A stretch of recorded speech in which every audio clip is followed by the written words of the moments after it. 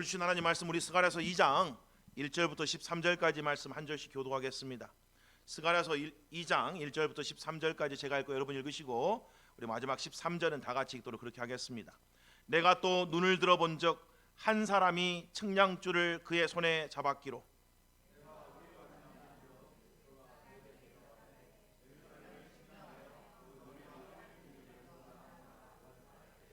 내게 말하는 천사가 나가서 다른 천사가 나와서 그를 맞으며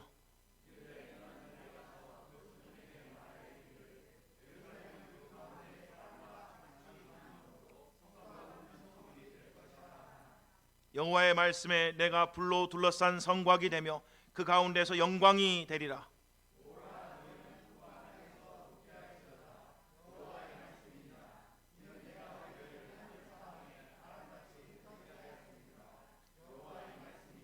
바벨론 성에 거주하는 시온아, 이제 너는 피할지니라.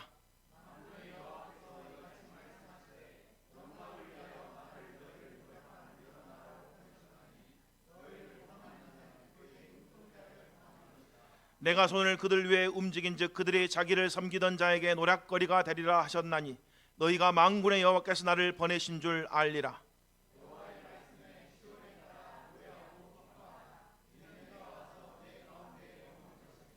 그날의 마른 나라가 여호와께 속하여 내 백성이 될 것이요 나는 네 가운데 머물리라. 너가 만군의 여호와께서 나를 내게 보내신 줄 알리라.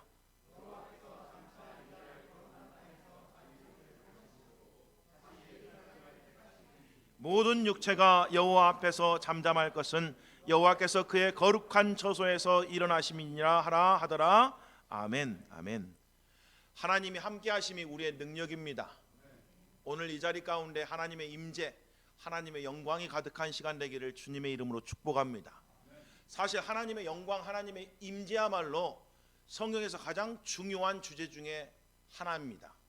여러분 다 알고 계시는 것처럼 하나님이 만물을 창조하시고 난 뒤에 최고의 피조물로 인간을 만드셨습니다. 그리고 그들을 위해서 에덴 동산을 만들어 주셨죠. 에덴 동산에는 부족한 것이 없는 곳입니다. 우리가 알고 있는 파라다이스, 낙원이라고 불리는 그런 곳이죠.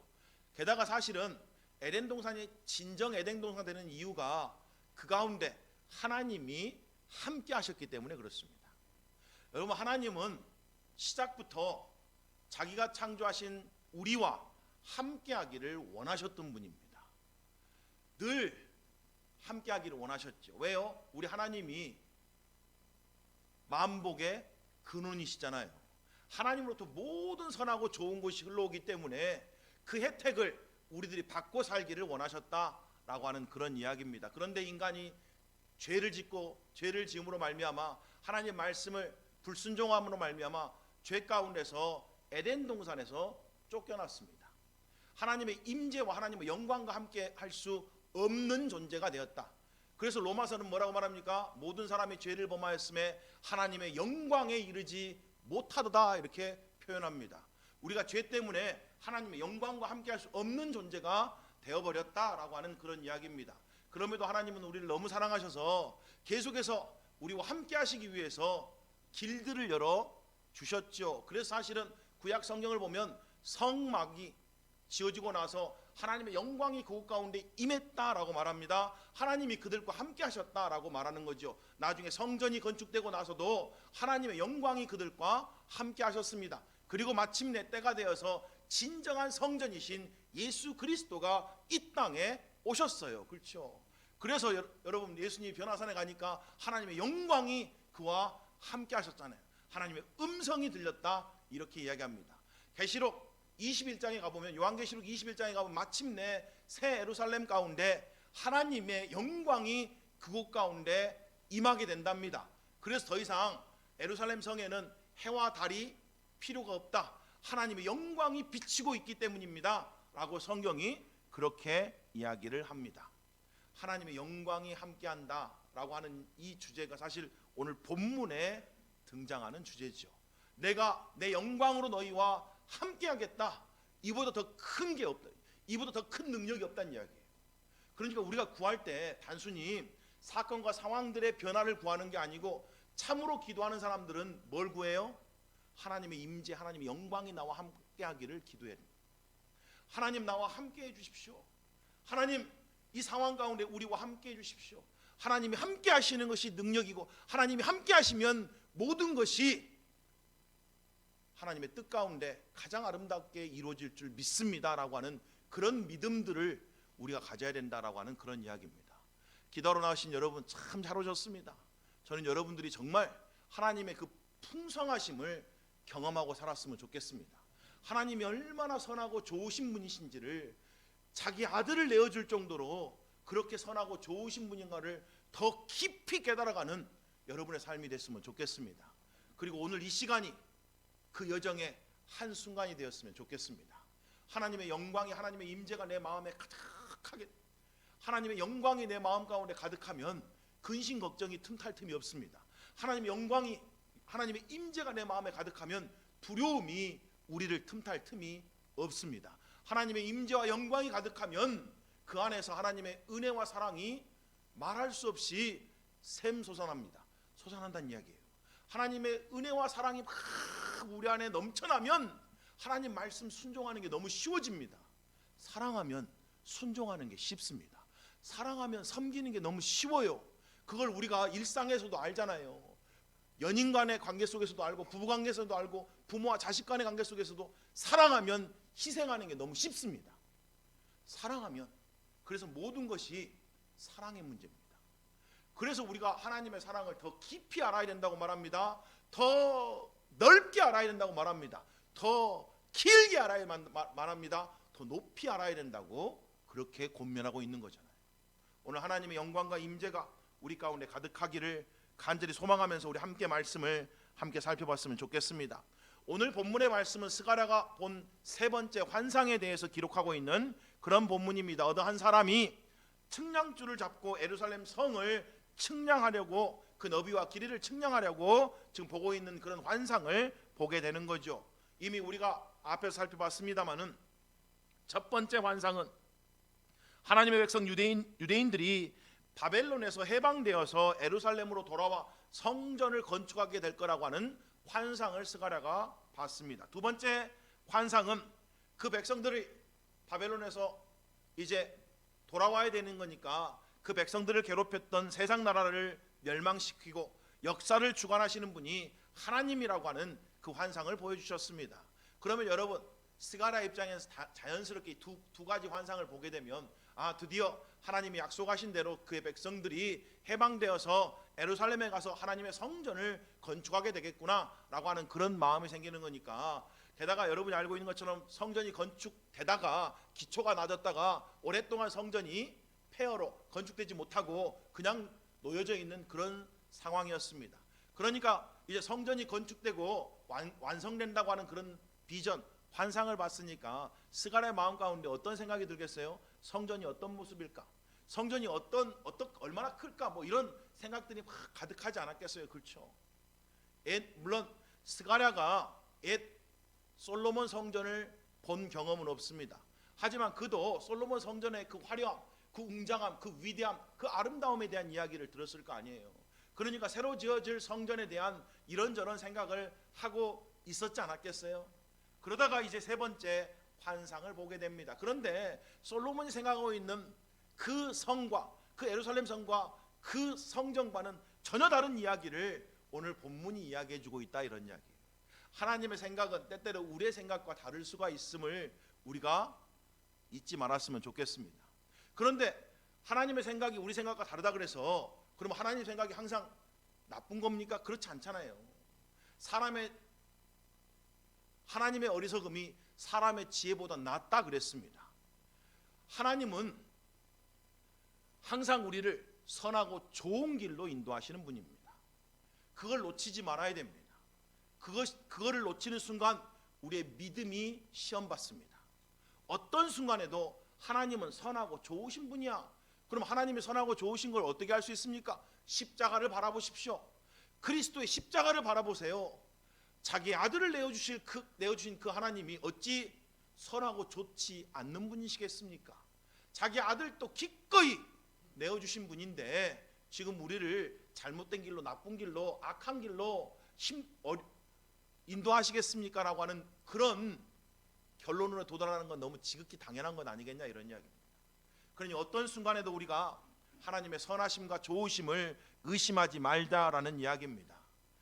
본인이 생각한 거는 전혀 다른 이야기를 하고 계시는 거예요. 그러면서 오늘 본문 1절과 5절을 통해서 하나님이 세우실 성은 어떤 성인 건가를 먼저 보여주십니다. 그리고 이제 6절부터 10절을 통해서 자기 백성들을 돌아오게 하실 그 이야기를 하고 계시는 거고, 그 다음에 이제 11절부터 13절까지의 이야기에서 자기 이스라엘 유대인들뿐만 아니라 모든 민족들을 하나님이 자기 백성들 가운데서 이끌어 내실 거라고 하는 그런 이야기, 그리고 마침내 하나님이 그들 가운데 일어나시게 될 거다, 거하시고 함께 하실 거라고 하는 그 메시지로 오늘 본문이 기록되어 있습니다.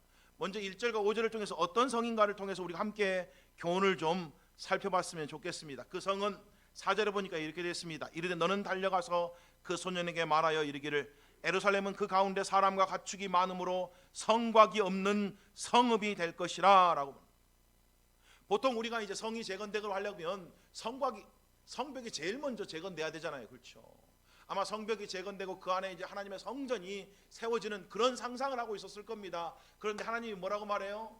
이 성에는 성곽이 없을 거야 라고 그렇게 이야기를 합니다. 성곽이 없다라는 말은 무슨 의미일까요? 대체 왜 성곽이 없다고 말해요? 4절 본문에서는 이렇게 말합니다. 그 가운데 사람과 가축이 많음으로 성곽이 없다는 거예요. 그러니까 성곽이 없는 이유는 뭐 때문에 없어요? 풍성하기 때문에 없는 거예요.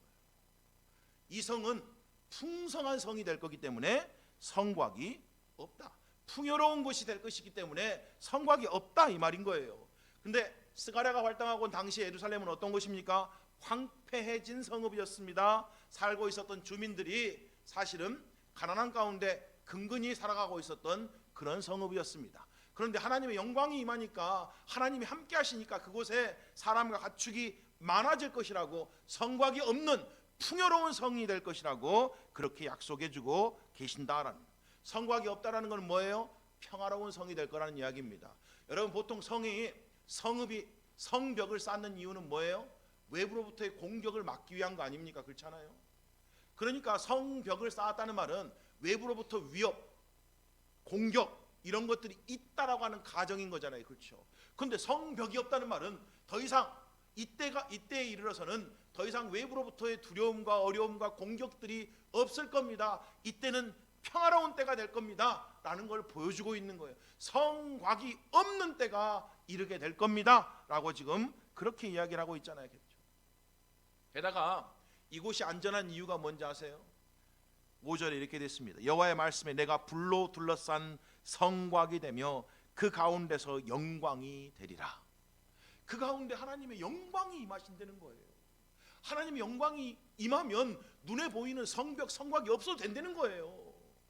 하나님의 영광이 임하면 사람들이 생각하는 그런 스펙 이런 거 없어도 된다는 거예요. 하나님의 영광이 임하면 사람들이 가치 있다고 중요하다고 여겨지는 그런 거 없어도 된다는 거예요. 왜요? 하나님이 보호해 주시기 때문에 그렇다는 거예요. 하나님이 불로써 둘러싸 주시겠다라고 지금 그렇게 이야기를 하고 있지 않습니까? 그렇죠? 구약 성경에 보니까 아람 군대가 엘리사 선지자를 잡기 위해서 유대 땅을 공격에 들어옵니다. 그런데 엘리사가 눈을 들어보니까 세상에 천군 천사들이 자기를 다 둘러서 보호하고 있는 거예요. 이게 불로 둘러싼 성곽이라는 건 무슨 이야기겠어요? 하나님의 천군 천사들이 보호해 주신다 이런 이야기 아니겠어요? 그렇죠? 아까 제가 창세기 이야기를 했습니다마는 아담과 하와가 하나님 앞에 범죄함으로 말미암아 에덴에서 쫓겨났잖아요. 그리고 난 뒤에 하나님이 불칼을 든 불로 그들이 생명나무로 가는 길을 막으셨다 이렇게 되어 있잖아요. 지금 그런 이야기입니다. 하나님이 절대로 하나님의 백성들을, 하나님의 성을 건드릴 수 없도록 불로 둘러싸서 보호해 주신다 이런 이야기죠. 이보다 더 안전한 게 어디 있겠습니까? 그렇잖아요.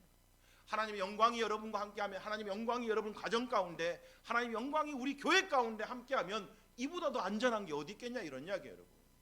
여러분, 그러니까 다른 걸 구하는 게 아니고 하나님의 영광이 나와 함께하기를 소망하는 것이야말로 가장 간절한 소망이 되어야 된다는 이야기입니다. 우리의 가장 중요한 기도 제목이 되어야 된다는 이야기예요. 성곽이 없는 곳이다 라는 것. 물론 나중에 요한계시록 보면 성벽이 있습니다. 요한은 새 예루살렘을 봤는데 성벽이 있다는 거예요. 근데 스가랴가 봤을 때는, 스가랴에게는 하나님이 뭐라고 말해요? 성벽이 없다 이렇게 이야기하잖아요. 이게 무슨 이야기예요? 지금 상징하고 있는 바가 틀린 거죠. 성벽이 없다는 그만큼 하나님이 함께 하시니까 안전하다, 이걸 보여주고 있는 상징적인 표현인 거고, 나중에 성벽이 있다고 되어 있는데 보니까 뭐라고 되어 있냐면, 성벽은 벽옥으로 쌓았고 성은 정금으로 되어 있고 성곽의 12기초석은 벽옥, 남보석, 옥수, 녹보석, 홍만호, 홍보석, 황옥, 녹옥, 다망옥, 비치옥, 청옥, 자수정으로 되어 있다. 뭐 이런 표현들이 요한계시록에 나옵니다. 이건 무슨 이야기예요? 관점의 차이인데 그만큼 하나님이 거하시는 그 성이 아름답다라는 걸 표현하고 있는 거죠. 중요한 것은 하나님의 영광이 함께하는 곳이다. 하나님이 함께하는 성이다. 그러니 가장 안전하고 평화롭고 풍요롭고 아름다운 성이 될 겁니다 라고 지금 우리에게 그렇게 이야기를 해주고 있는 거죠. 그때가 옵니다 라는 걸 보여주고 있는 거예요. 하나님의 나라가 반드시 이 땅에 임하게 될 겁니다. 그래서 그때는 우리가 얼굴과 얼굴을 맞대듯이 우리 주님을 만나게 될 겁니다. 그분이 우리 가운데 좌정하셔서 정말 해와 달도 필요 없이 그분의 영광이 비치는 그곳에 우리가 함께 영원토록 주님과 함께 살게 될 날이 올 겁니다 라고 성경이 우리에게 약속하고 있는 거잖아요. 그렇죠? 이것이 우리의 복된 소망이라고 성경이 말합니다. 이걸 우리가 기대하고 있는 거 아니에요? 지금 어렵지만 장차 온전한 안정 가운데, 안식 가운데 살 날이 오게 될 겁니다. 하나님이 우리를 보호해 줄 거예요. 하나님 영광이 함께하는 그날이 우리 가운데 임하게 될 겁니다. 자, 그 사이에 하나님의 백성들에게 세 가지 약속을 6절부터 10절을 통해서 미리 말씀해 주십니다. 이렇게 되어 있죠. 6절에 되니까 오라 너희는 북방 땅에서 도피할지어다 여호와의 말씀이니라. 이는 내가 너희를 하늘 사방에 바람같이 흩어지게 하였음이니라. 여호와의 말씀이니라. 지금 하나님의 백성들의 상태가 어떻게 되어 있는 상태예요? 하늘 사방에 바람같이 흩어져 있는 상태입니다. 그렇죠. 북이스라엘은 아수르에서 멸망했고 남유다는 바벨론에 의해서 멸망했잖아요. 그렇죠. 그래서 지금 상황 속에서도 유대인들, 이스라엘 백성들, 하나님의 백성들이 사방에 흩어져서 지금 살고 있는 그런 상황 아니겠어요? 마찬가지로 지금 시대 그리스도인들도 전 세계 사방에 흩어져 있는 하나님의 백성들이잖아요. 한 곳에 모여서 우리가 살고 있는 거 아니잖아요. 사방에 흩어져 있는 거 아니겠어요? 그렇잖아요. 자, 그럼에도 불구하고 하나님이 뭘 약속하고 계십니까? 8절에 이렇게 되어 있습니다. 만군의 여호와께서 이같이 말씀하시되 영광을 위하여 나를 너희를 노력한 여러 나라로 보내셨나니. 뭐라고 되어 있습니까? 영광을 위하여. 누구 영광을 위하여? 자신의 영광을 위해서요. 하나님의 영광을 위해서 반드시 이루신다는 이야기죠. 하나님의 영광을 위해서 나를, 너희를 노력한 여러 나라로 보내셨다. 이게 무슨 말일까요? 내가 흩어져 있는 너희들과 함께하고 있다, 이런 이야기입니다. 내가 너희들과 함께하고 있어. 그럼요. 우리 안에 이미 임마누엘 예수 그리스도가 함께하고 계시잖아요.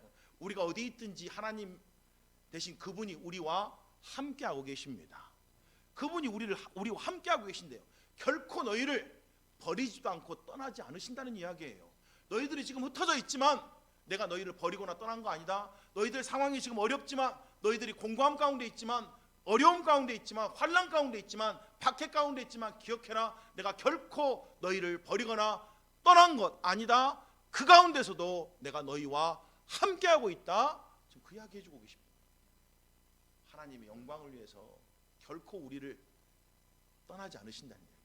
그 다음에 뭐라고 말합니까? 우리가 지난번에도 봤지만 너희를 범하는 자는 그의 눈동자를 범하는 것이라. 내가 손을 그들 위에 움직인즉, 뭔 말이에요? 너희들은 나의 눈동자 같은 존재다. 내가 그렇게 너희를 존귀하고 보배롭게 여긴다. 그러니 너희를 해하는 그들을 내가 반드시 벌하여 줄 거다라고 그렇게 이야기를 하잖아요. 그러니까 원수 갚는 것을 너희가 갚지 말고 하나님께 맡겨라, 이 말입니다. 하나님이 때가 되면 반드시 갚아 주시리라라고 약속해 놨으니까 우리가 그것을 믿고 맡겨드리고 그 여정 가운데 인내함으로 하나님만 바라보고 믿음으로 걸어가는 것이 신앙생활이라고 성경이 우리에게 그렇게 가르쳐주고 있지 않습니까? 기억하십시오. 여전히 여러분은 그의 눈동자같이 존귀하고 보배로운 존재라는 사실을 결코 잊지 마십시오. 하나님의 사랑받는 주의 자녀인 것을 기억하고 기도할 수 있는 그런 시간이 되시기를 주님의 이름으로 축복합니다. 그러면서 뭐라고 말해요? 자기를 섬기던 자에게 노략거리가 되리라 하셨나니 너희가 만군의 여호와께서 나를 보내신 줄 알리라. 이게 무슨 말입니까? 그들이 자기를 섬기는 자들에게 노략거리가 되리라. 이 말이 사실 방금 읽었던 8절과 9절 이 말씀은 애굽에 있는 이스라엘 백성들을 생각나게 합니다. 애굽에서 이스라엘 백성들이 심한 박해를 받았잖아요. 그렇죠? 심한 핍박을 받았습니다. 하지만 하나님은 그들을 떠나 계신 게 아니고 사실은 하나님은 그들 가운데 함께하고 계셨죠. 그리고 마침내 10가지 재앙을 통해서 하나님이 애굽의 바로와 애굽 백성들을 심판하시는 내용이 출애굽기에 등장하잖아요. 그렇죠? 그리고 마지막 이스라엘 백성들이 출애굽할 때 무슨 일이 벌어집니까? 하나님이 역사하셔서 애굽 모든 사람들이 그 문보와 폐물들을 다 이스라엘 백성들에게 주잖아요. 이게 그 이야기입니다. 그들이 자기를 섬기던 자들에게, 그들이 누구예요? 지배했던 자들이, 도리어 핍박했던 자들이 도리어 거꾸로 어떻게 된다고요? 섬기던 자들에게서 노략거리가 된다. 그래서 도리어 자기들이 모았던 그 문패물들을 다 이스라엘 백성들에게 다 주잖아요. 그러고 나서 이스라엘 백성들이 출애굽하는 거 아니에요. 그렇죠?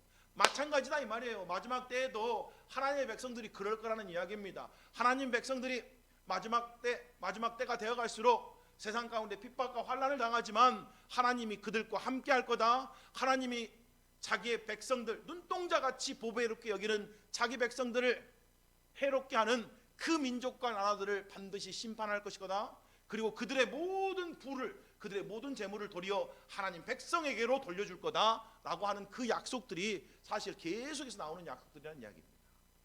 마지막에는 그렇게 될 거라는 이야기예요. 그러니 뭐라고 말해요? 여호와의 말씀이 10절입니다. 시온에 따라 노래하고 기뻐하라. 이는 내가 와서 네 가운데 머물 것임이라. 하나님이 마침내 오셔서 우리 가운데 거하실 것이니까 그것을 믿음으로 바라보고 뭐 하라는 이야기예요? 노래하고 기뻐해라. 이게 믿음 아니에요? 지금 당장 아니지만 하나님의 약속 믿고 지금 뭐 하라는 거예요? 그게 정말 실제같이 받아들여라. 하나님 약속을 지금 이미 이루어진 것처럼 받아들여라. 그래서 지금부터 노래하고 기뻐해라. 그때 가서 노래하고 기뻐하지 말고 지금 노래해라. 지금 기뻐해라. 너희가 기도한 것 하나님이 다 들으신 줄 안즉 이미 응답하신 줄 믿어라. 성경이 그렇게 이야기하잖아요. 그러니까 기도하고 나면 뭐 해야 돼요? 기뻐하고 즐거워하라고요. 그게 기도하는 사람의 태도고 자세입니다. 우리가 진짜 기도했다는 건 어떻게 하냐고. 내가 정말 기도했다고. 나는 정말 기도하고 왔어요. 나는 정말 하나님께 맡기고 왔습니다. 어떻게 하냐고요? 바로 이해갑니다. 노래하고 기뻐한다는 거예요. 기도한 사람은 기도가 끝나면 노래하고 기뻐합니다. 여러분, 사무엘의 어머니 한나를 다 아시고 계시잖아요. 한나가 믿음 없을 때는 하나님 앞에 나갈 때마다 늘 원통함이 있었습니다. 늘 울기만 했다고요. 늘 낙심만 했습니다. 늘 괴롭기만 했습니다. 그런데 마침내 하나님 앞에 온전히 맡겨드리니까 뭐 했다 그래요? 다시는 근심하지 아니했다라고 성경에 그렇게 적혀 있지 않습니까? 진짜 기도하는 사람의 모습, 진짜 기도했다라고 말할 수 있는 사람 어떤 모습이겠냐고. 기도가 끝나고 나면 여기 말한 것처럼 노래하고 기뻐한다고. 그래서 오죽하면 빌립보서 4장에 보니까 우리가 기도할 때 어떻게 기도하래요? 감사함으로 하나님께 아뢰래요.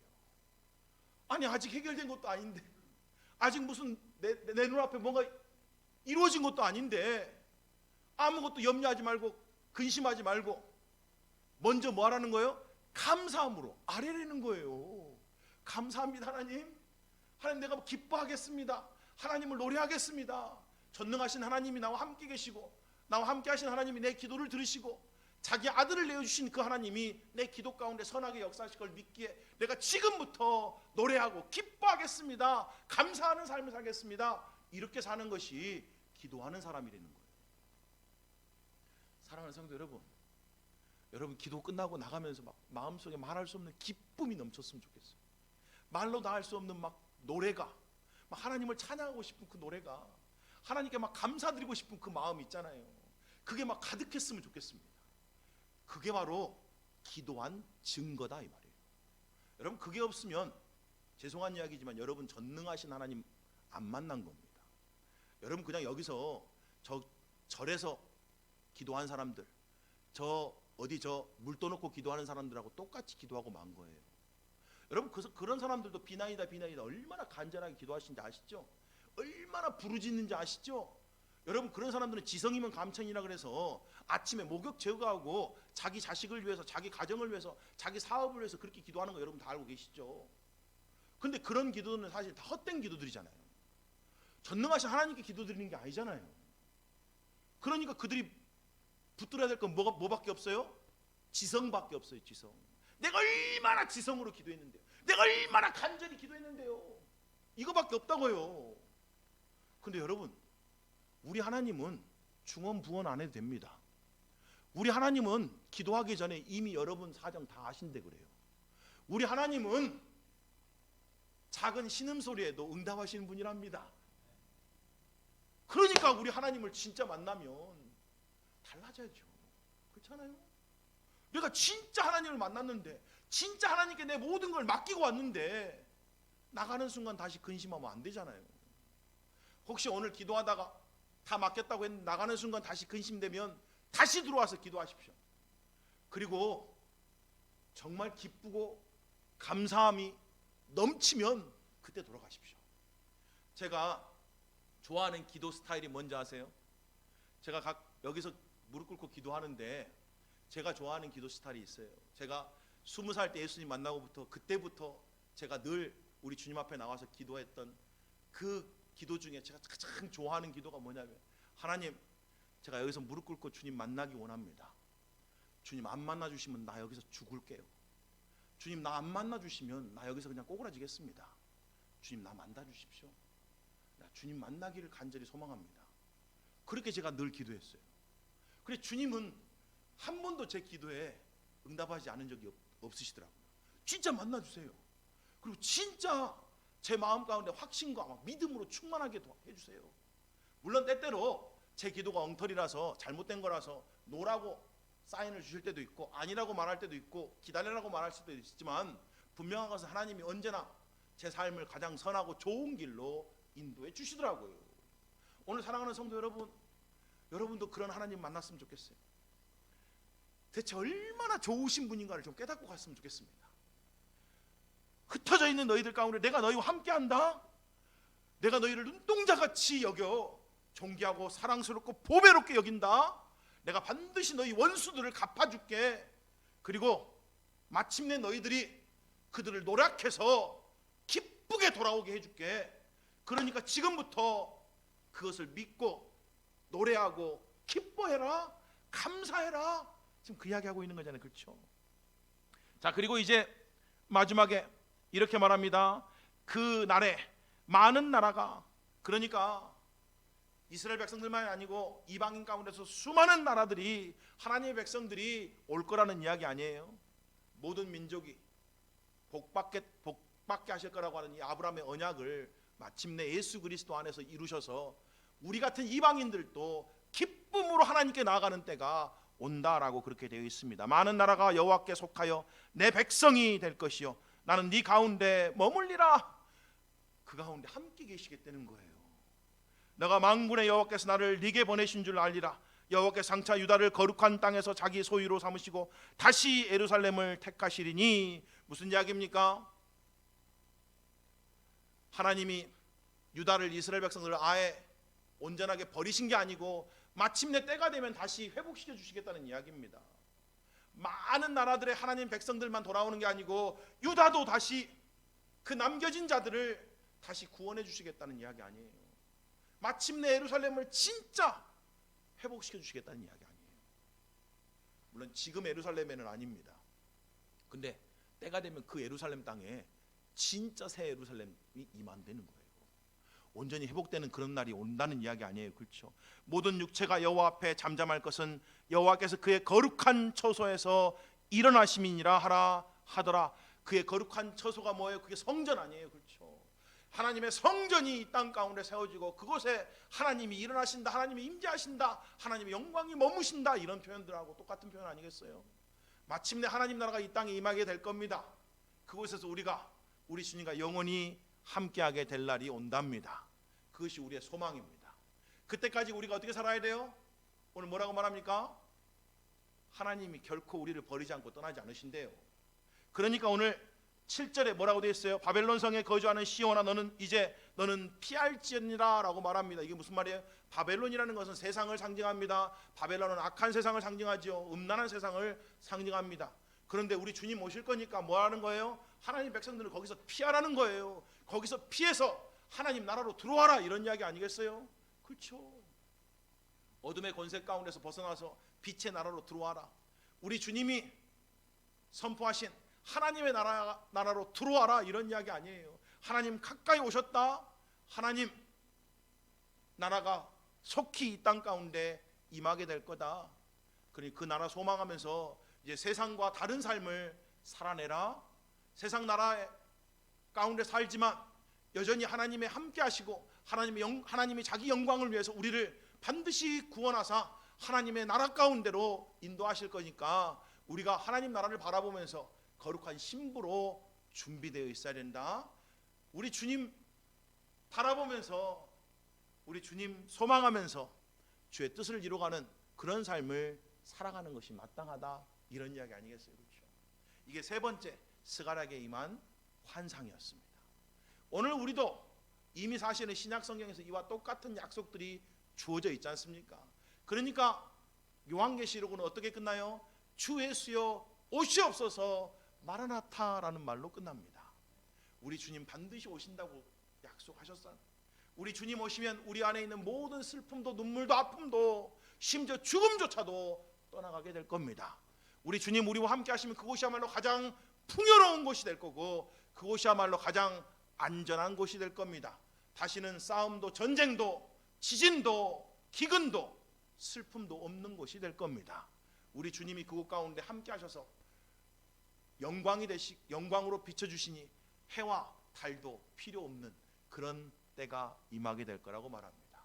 우리 주님 반드시 다시 오십니다. 그때 여러분의 모든 원수를 심판해 주실 겁니다. 그때 여러분의 삶을 놀랍도록 풍성하게 갚아 주실 겁니다. 자기를 섬기던 자에게서 노략거리가 되게 하리라라는 말씀이 마침내 이루어질 것이다 라는 이야기입니다. 오늘 그 소망 가운데 우리가 함께 기도했으면 좋겠습니다. 하나님, 우리 주님 오신 그날을 기억하면서 내가 어떻게 살아야 됩니까? 주님 오신 그날을 기억하면서 내가 무엇을 소망하며 살아야 됩니까? 우리 그렇게 좀 기도했으면 좋겠습니다. 이 땅에 사는 이 짧은 시간만을 기도하는 것이 아니라 우리 주님 다시 오셔서 영원한 나라가 임하게 될 텐데, 하나님 나라가 임하게 될 텐데 우리 그때 우리 주님 앞에서 어떻게 드러나게 될 것인지를 우리 돌아보면서 함께 기도했으면 좋겠고, 무엇보다도 우리의 기도 가운데 하나님의 영광이 임하게 해달라고, 우리의 기도 제목 가운데 우리가 기도하는 모든 문제들 가운데 하나님의 임재가 임하게 해달라고, 그래서 하나님의 능력으로 그 모든 어려움과 문제들을 물리쳐 주시고 우리가 소망 가운데 주님의 뜻을 바라볼 수 있게 되는 그런 시간이 되게 해달라고 우리 함께 기도했으면 좋겠습니다. 우리 함께 찬송하시겠습니다.